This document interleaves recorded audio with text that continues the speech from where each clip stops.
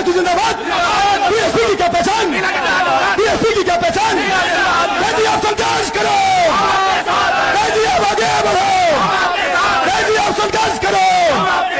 बहन कुमारी भारती जिंदाबाद, बहन कुमारी भारती जिंदाबाद, बहन कुमारी भारती जिंदाबाद, बहन कुमारी भारती जिंदाबाद। बीएसपी की क्या पहचान, नीला झंडा हाथी, बीएसपी की क्या पहचान। नीला झंडा हाथी निशान। हमारे बीच में बहुजन समाज पार्टी की राष्ट्रीय अध्यक्ष, देश के सबसे बड़े प्रदेश उत्तर प्रदेश की 4 बार मुख्यमंत्री रही, हम सबकी नेता, दलितों व पिछड़ों, अकलियतों के साथ साथ मुसलमानों के साथ साथ सर्व समाज की नेता, हम सबकी नेता, हमारी नेता हमारे बीच में आ चुकी है। हम आप लोगों से गुजारिश करेंगे जन सैलाब से कि जोरदार माननीय बहन जी का स्वागत करें, जोरदार ताली बजाकर स्वागत करें।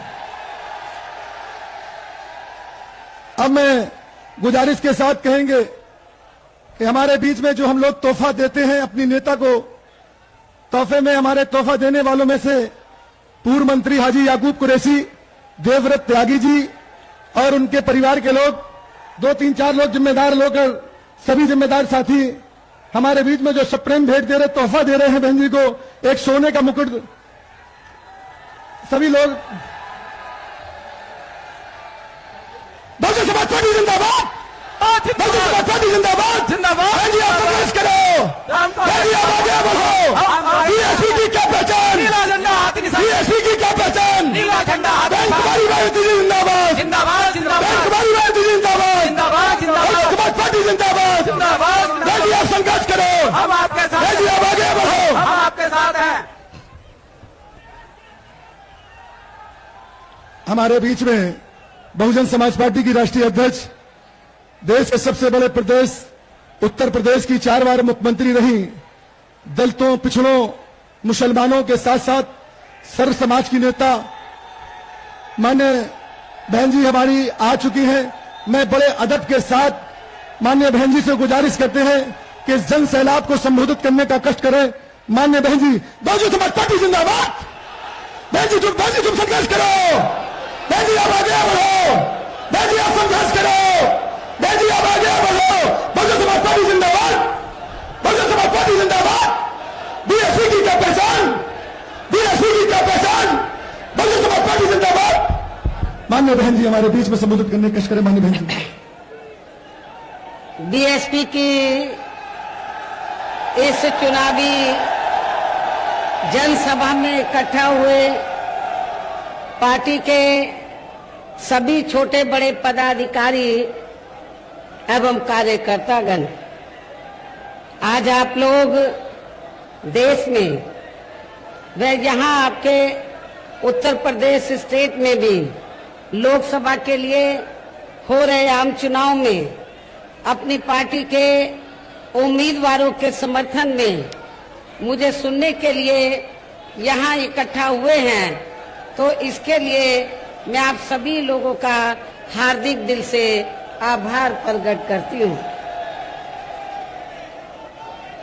वैसे आप लोगों को ये मालूम है कि हमारी पार्टी कांग्रेस, बीजेपी व अन्य किसी भी विरोधी पार्टी तथा गठबंधन आदि के साथ मिलकर नहीं, बल्कि अकेले ही अपनी पार्टी के बलबूते पर पूरी तैयारी व दमदारी के साथ ये चुनाव लड़ रही है। इसके साथ ही हमने टिकट बंटवारे के मामले में भी सर्व समाज के लोगों को उचित भागीदारी दी है।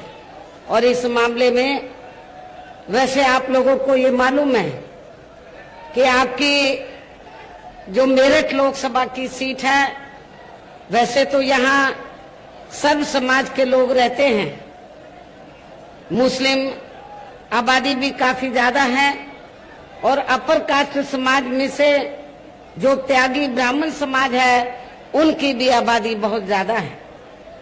हमने पूर्व में यहाँ इस सीट पर तो कई बार मुस्लिम समाज को हमने चुनाव के मैदान में उतारा है। लोकसभा के लिए हमने मुस्लिम समाज के व्यक्ति को चुनाव के मैदान में उतारा है, लेकिन इस बार त्यागी ब्राह्मण समाज के लोगों की ये दिली तमन्ना थी कि बहुजन समाज पार्टी इस बार किसी त्यागी या ब्राह्मण समाज के व्यक्ति को मौका दे, चुनाव लड़ने का मौका दे। तो मेरठ जो लोकसभा की सीट है, इस सीट पर हमने त्यागी ब्राह्मण समाज की भावनाओं को ध्यान में रखकर, साथ ही इनकी आबादी को भी ध्यान में रखकर हमने इस बार इस सीट पर बहुजन समाज पार्टी की ओर से श्री देवव्रत त्यागी को चुनाव के मैदान में उतारा है, जिनको कामयाब बनाने के लिए अपनी पार्टी के लोग पूरे जी जान से लगे हैं। हालांकि आज यहाँ आपकी इकट्ठा हुई अपार भीड़, वह भीड़ के जबरदस्त जोश को भी देखकर अब मुझे भी एक काफी हद तक भरोसा हो गया है कि पिछली बार की तरह इस बार भी आप लोग अपने प्रदेश से या लोकसभा आम चुनाव में अपनी पार्टी का बेहतर रिजल्ट जरूर लाएंगे। और इसके लिए अब मैं आप लोगों का ध्यान कुछ जरूरी बातों की तरफ दिलाना चाहती हूँ, और इस संबंध में विशेषकर मैं कांग्रेस, बीजेपी व इनके अन्य सभी सहयोगी दलों के बारे में ये कहना चाहूंगी कि आजादी के बाद शुरू में केंद्र व देश के काफी राज्यों में भी ज्यादातर सत्ता यहाँ कांग्रेस पार्टी के हाथों में केंद्रित रही है, किंतु इनके अधिकांश मामलों में रही गलत नीतियों एवं गलत कार्य प्रणाली आदि की वजह से ही फिर इस पार्टी को केंद्र व काफी राज्यों की भी सत्ता से बाहर होना पड़ा है, तथा यही स्थिति इनकी सहयोगी पार्टियों की भी बनी रही है, जिसके कारण ही फिर पिछले कई वर्षों से यहाँ बीजेपी व इनके सहयोगी दल केंद्र एवं काफी राज्यों की भी सत्ता में काबिज हो गए हैं, लेकिन इनकी भी ज्यादातर रही जातिवादी, पूंजीवादी, संकीर्ण, सांप्रदायिक व द्वेषपूर्ण नीतियों एवं कार्य प्रणाली आदि से तथा इनकी कथनी व करनी में भी काफी अंतर होने की वजह से अब ऐसा लगता है इस बार ये भारतीय जनता पार्टी भी केंद्र की सत्ता में आसानी से वापस आने वाली नहीं है,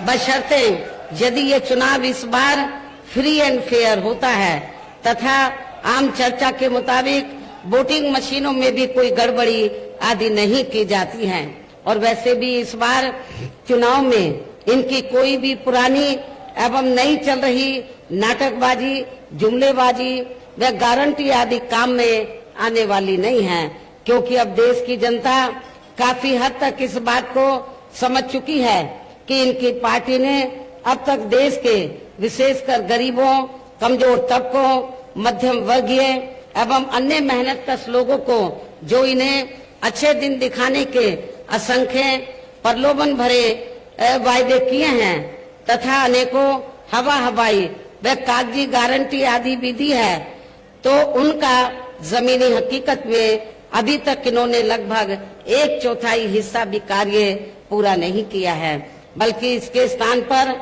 इनका ज्यादातर समय व ताकत भी यहाँ इनके अपने चहेते रहे बड़े बड़े पूंजीपतियों एवं धन्ना सेठों को ही ज्यादा से ज्यादा मालामाल व धनवान आदि बनाने में तथा उन्हें हर स्तर पर छूट देने व बचाने में ही लगी रही है, जिनके अधिकांश आर्थिक सहयोग से ही ये पार्टी व अन्य पार्टियां भी अपना संगठन चलाती हैं तथा चुनाव आदि भी लड़ाती हैं, जिसका काफी कुछ खुलासा बॉन्ड की आई रिपोर्ट से भी हो जाता है। इसके साथ ही अब ऐसा लगता है कांग्रेस पार्टी की तरह ही बीजेपी ने भी केंद्र की तमाम सरकारी जांच एजेंसियों का लगातार ज्यादातर राजनीतिकरण ही कर दिया है। इसके अलावा देश के किसान वर्ग भी वर्तमान बीजेपी की सरकार में शुरू से ही अपनी विभिन्न समस्याओं को लेकर काफी ज्यादा दुखी व परेशान रहे हैं और अभी भी हैं, जबकि यूपी में 4 बार हमारी पार्टी की रही सरकार ने इनके हितों का भी हर स्तर पर विशेष ध्यान रखा है। हमने अपनी चारों हुकूमतों में किसानों को खेती करने के लिए समय से सस्ते साधन हमने उपलब्ध कराए हैं। इसके साथ ही इनकी हर फसल का उचित दाम भी हमारी सरकार ने दिया है। और आपके पश्चिमी यूपी में गन्ना काफी पैदा होता है। गन्ना किसानों को हमने पूर्व की रही सरकारों और वर्तमान सरकार की तुलना में हमने काफी बढ़ा चढ़ा के दाम गन्ना किसानों को दिया है। इतना ही नहीं बल्कि केंद्र में पूर्व की रही कांग्रेसी सरकार की तरह ही वर्तमान भाजपा सरकार में भी इनकी जातिवादी, हीन, सांप्रदायिक एवं पूंजीवादी सोच व नीतियों के चलते ही पूरे देश में सर्व समाज में से खासकर गरीबों, दलितों, आदिवासियों, पिछड़े वर्गों, मुस्लिम एवं अन्य धार्मिक अल्पसंख्यक समाज के लोगों का भी पूर्ण रूप से विकास व उत्थान आदि नहीं हो सका है। और इस संदर्भ में वैसे आप लोगों को ये मालूम है कि पूरे देश में यहाँ दलितों, आदिवासियों एवं अन्य पिछड़े वर्गों का सरकारी नौकरियों में वर्षों से अधूरा पड़ा आरक्षण का कोटा भी अभी तक भी पूरा नहीं भरा गया है। विशेषकर एससी व एसटी वर्गों के सरकारी कर्मचारियों का पदोन्नति में आरक्षण भी अब काफी हद तक प्रभावहीन ही बना दिया गया है। और मैं एससी एसटी वर्गों के कर्मचारियों को यहाँ ये भी बताना चाहती हूँ कि जब यूपी में समाजवादी पार्टी के नेतृत्व में सरकार थी तो इस सरकार ने एससी एसटी वर्गों के सरकारी कर्मचारियों का पदोन्नति में आरक्षण बिल्कुल ही खत्म कर दिया था। क्या एससी एसटी के कर्मचारी वर्ग या इस वर्ग के जो लोग हैं क्या ऐसी पार्टी को एक भी वोट देकर अपना खराब करेंगे जो पार्टी आपके आरक्षण को खत्म करने के लिए पूरे जी जान से लगी हुई है? और वो तो सपा नहीं चाहती है एससी एसटी वर्गों के लोगों को आरक्षण का पूरा लाभ मिले।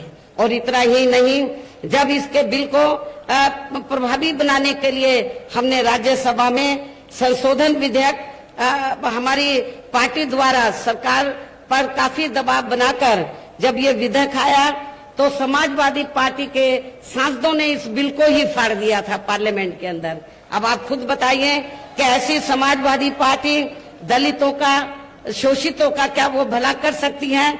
और इतना ही नहीं, इन वर्गों में जन्मे संतों, गुरुओं और महापुरुषों के नाम पर जो हमने जिले बनाए, यूनिवर्सिटी बनाई और पार्क आदि बनाए, अनेकों संस्थानों के नाम रखे, वो भी ज्यादातर समाजवादी पार्टी की सरकार ने बदल दिए थे।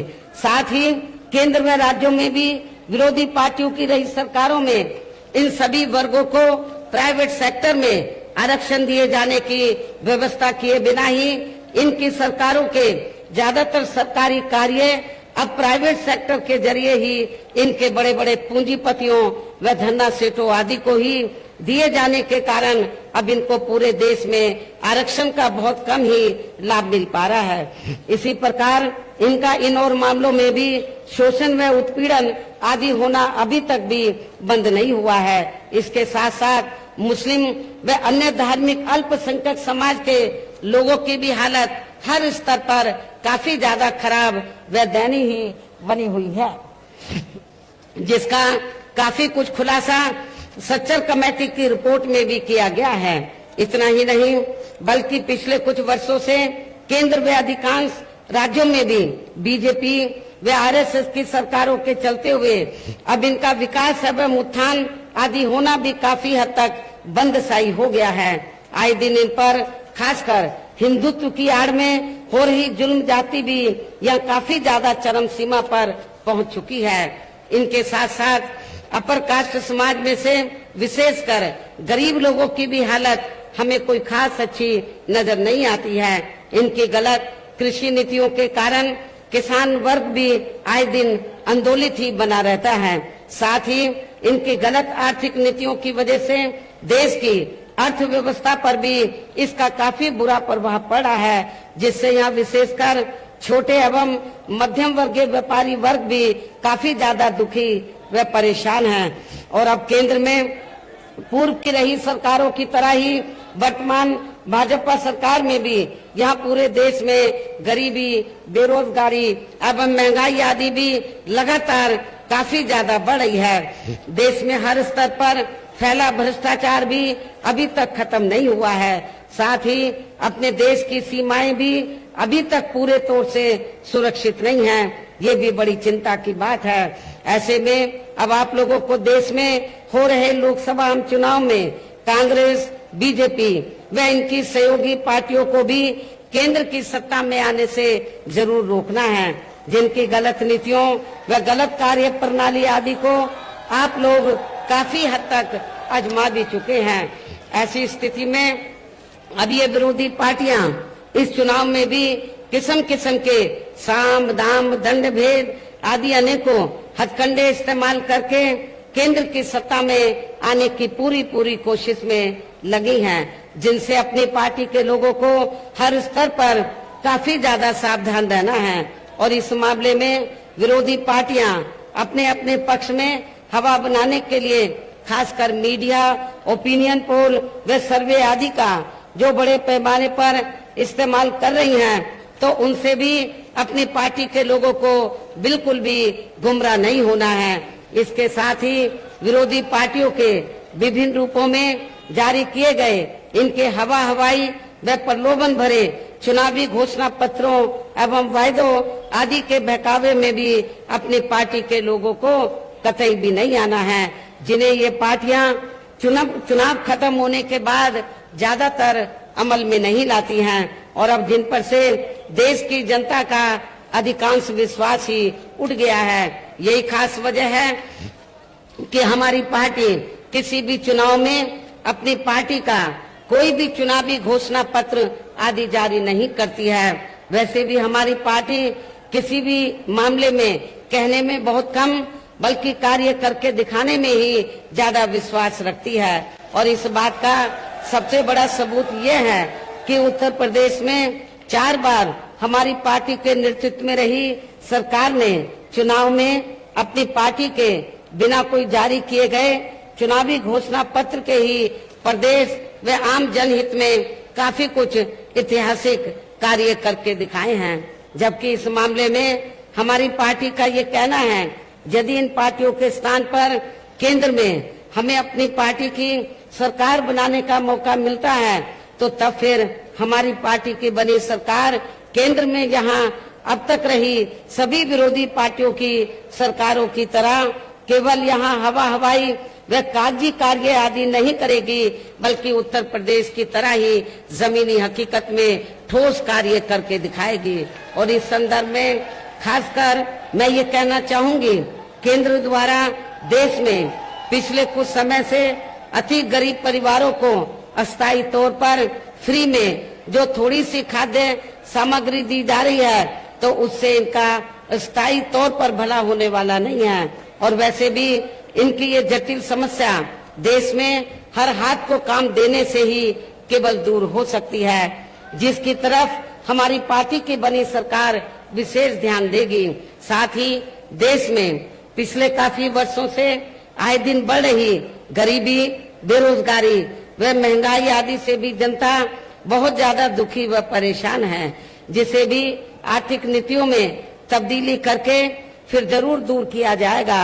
हिंदुत्व की भी आड़ में, धर्म की भी आड़ में पिछले कुछ वर्षों से खासकर मुस्लिम समाज के लोगों का द्वेष की भावना से जो इनका काफी ज्यादा शोषण व उत्पीड़न आदि किया जा रहा है, तो उसे भी फिर जरूर रोका जाएगा। और ये सब हमने अपनी यूपी की रही सरकार में करके भी दिखाया है। इसके अलावा हमने यूपी में सर्व समाज में से गरीब एवं बेरोजगार लोगों को बेरोजगारी भत्ता आदि न देकर उन्हें बड़ी तादाद में रोटी रोजी के साधन भी उपलब्ध कराए हैं, जो अब ये कार्य भी अधिकांश ठंडे ही पड़े हैं, जिनको फिर सरकार बनने पर प्राथमिकता दी जाएगी।